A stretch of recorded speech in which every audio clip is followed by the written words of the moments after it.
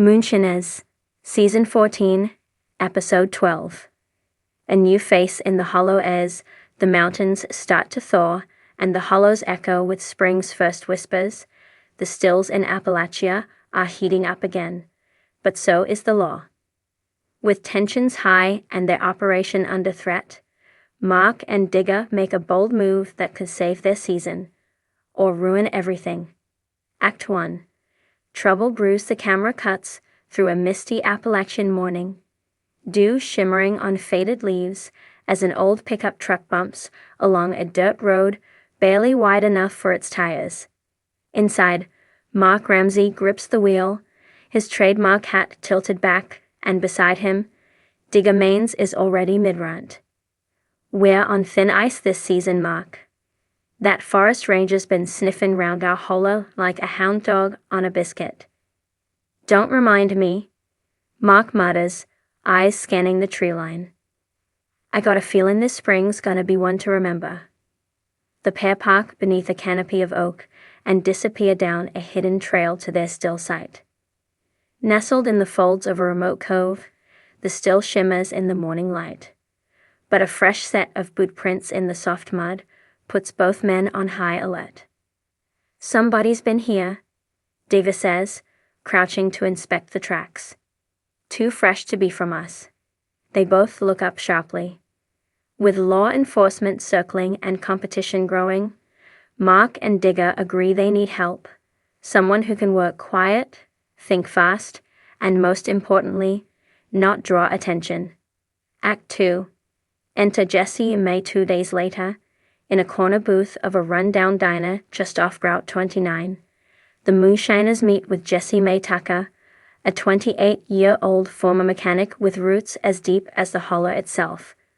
A cousin of Digger's on his mama's side, Jesse May's reputation precedes her. "She rebuilt a Chevy engine with a busted wrist," Digger says. "That kind of grit we could use." Wearing overalls stained with axle grease and a camo bowl cap, Jessie May leans back in her seat. "Y'all want someone to stir mash or someone to outwit Johnny Law, both?" Mark replies without hesitation. Jessie May grins. "Then I'm your gal." But bringing a new player into the game isn't without risks. Jessie May doesn't just bring skills, she brings baggage. Her last gig was a chop shop ring out of Pigeon Forge, and she's still on probation. Her knowledge of engines, wiring, and camouflaging machinery, though, could be exactly what Mark and Digger need. Act 3. The bait and the bunker. The trio gets to work, crafting what Jessie May dubs Operation Possum, a two-part plan to throw law enforcement off the scent. The bait still. Using scrap metal, an old water heater, and Digger's flare for dramatic flair, they build a fake still in a barn slated for demolition across the county line. Jesse wires it with smoke generators and a timed burner to give the illusion of a running operation. The bunker still. Meanwhile, Mark and Digger relocate their real production to a hidden underground cellar on Jesse's property, camouflaged with hay bales and accessed through a decoy chicken coop. Filming follows them through the elaborate setup. Digger and Jesse bicker like siblings, Jesse's modern tricks clashing with Digger's old-school ways. But when Jesse constructs a gravity-fed mash transfer system using gravity tanks and underground piping, even Digger has to admit she's a genius. "I'll be damned," he mutters, watching the mash bubble through a camouflaged pipe under the coop. "You're a moonshiner after my own heart." Act 4.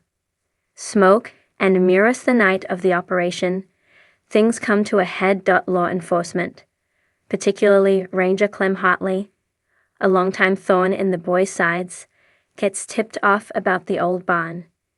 Whether it's from a snitch or coincidence is unclear, but Clem and his crew roll in hard. Cameras capture the tension as the police storm the bait site. We got smoke. Still's hot. But what they find is nothing but burnt sugar, a dummy boiler, and a half-dozen barrels filled with nothing but water and old corn. Clem's face twists with frustration. Back at the real still site, Mark, Digger, and Jesse watch from a dusty TV screen hooked to a radio scanner. They cheer as Clem is seen poking uselessly through the fake still. They're gnawing on the wrong bone, Digger laughs. But the celebration is short-lived. Jesse notices something off on the scanner. Another patrol car is in the area, heading toward her property. We got a problem. Act 5. The chase Jessie bolts out of the cellar and climbs into her mud-splattered four-wheeler. She takes off down a side trail, laying down false tire tracks, scattering empty moonshine jars in the brush to draw attention away from the coupe. Meanwhile, Mark and Digger frantically start disassembling what they can. The camera captures the frantic energy, gloved hands, sweat-drenched brows, boiling mash being dumped into hidden trenches. Cut to Jessie intercepting the patrol. She pretends to be just another backwoods mechanic, feigning a busted axle and waving the officer down. Dang near flipped. Y'all gotta winch, the officer, not recognizing her and suspicious of nothing, stops to help. Jessie keeps the chatter flowing, long enough for Mark and Digger to kill the lights and power down everything. Act 6. The legacy continues back at the hideout. The crew reunites under the cover of darkness. Tired but victorious, they raise a toast in mason jars filled with their first run of the season. Apple pie shine with a fiery bite. To outsmarten the law, Mark says. To Jessie May, Diva adds. The wildest cheerhead this side of the Smokies. Jessie raises her jaw with a crooked grin. Y'all think I passed the test? Passed? Mark chuckles. You rewrote the whole dang book. As the moon rises over the Smoky Mountains, the trio fades into the shadows, the still bubbling quietly behind them. Closing narration, in the hollows of Appalachia, tradition runs deep, but survival? That takes innovation. With new blood in the game and the law on their heels, Mark and Digger are proving once again. Moonshining ain't just a craft, it's a legacy. The morning fog clings low in the valleys of Appalachia, and the first rays of sun break through the dense forest canopy. It's early spring in Tennessee, and the trees are just beginning to bud again. In a remote holler tucked deep in the mountains, Mark and Digger are up with the dawn, leaning over their new copper, still like two master artists, putting the final touches on a sculpture. Narrator, voiceover. In the Smoky Mountains, moonshining is a way of life. But with law enforcement tightening its grip, shiners must get clever, and sometimes bring in fresh blood. Scene 1. Mark and Digger's hidden still sight teeth. Two veteran shiners are prepping for a big run. Mark wipes his brow, the tension thick in the air. Mark. Revenue boy's been poking around too close lately. We had that drone buzzin' overhead last week. I ain't taking no more chances. Digger. If we wanna keep cookin', we need someone who don't mind getting a little dirty. Someone fast, quiet, and smart enough not to get us all in the pokey. Mark nods, then glances over at a narrow trail winding up from the valley. Mark. That's why I asked Junior to come down. Narrator. Junior Mayfield is a former motocross rider turned backwoods mechanic and cousin to Mark through a long line of mountain kin. He's never run liquor before, but he's fast, loyal, and most importantly, off the radar. Scene 2. Introduction of Junior Mayfield Jr. pulls up on an old 1986 Honda 4Trax ATV, the engine coughing like an old dog, but still alive.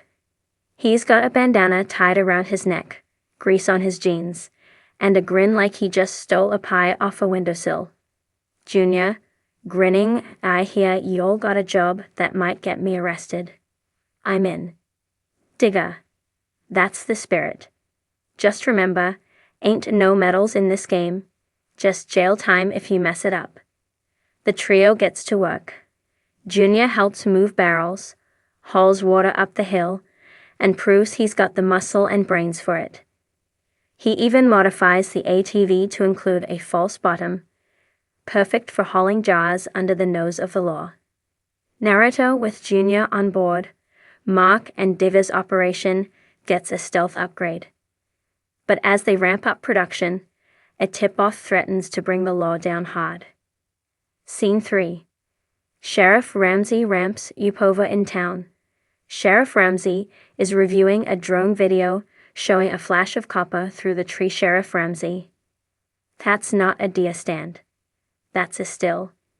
They think they're clever, moving it every season, but we're gonna cut 'em off before the summer. He radios his deputy. Sheriff Rams, check the logging roads. Watch for ATVs or bikes. They're running something out there. Scene 4. Running the first batch back in the hills, the still hisses and steams. Mash bubbles in the tanks. Digger leans over, sniffing the run. Digger.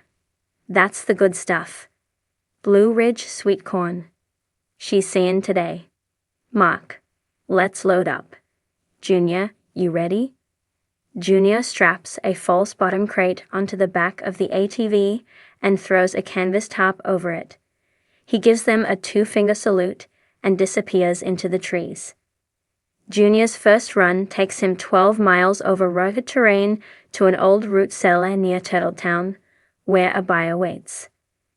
Junior is halfway down the trail when he spots something unusual. Tire tracks. New. Too wide for a truck. Law enforcement. He cuts the engine, listens. A distant hum. Could be a drone. He pulls a camo net over the ATV and ducks into a thicket. Minutes pass. A drone zips overhead, scanning. Junior, whispering. Ain't no way I'm letting a robot ruin my first run.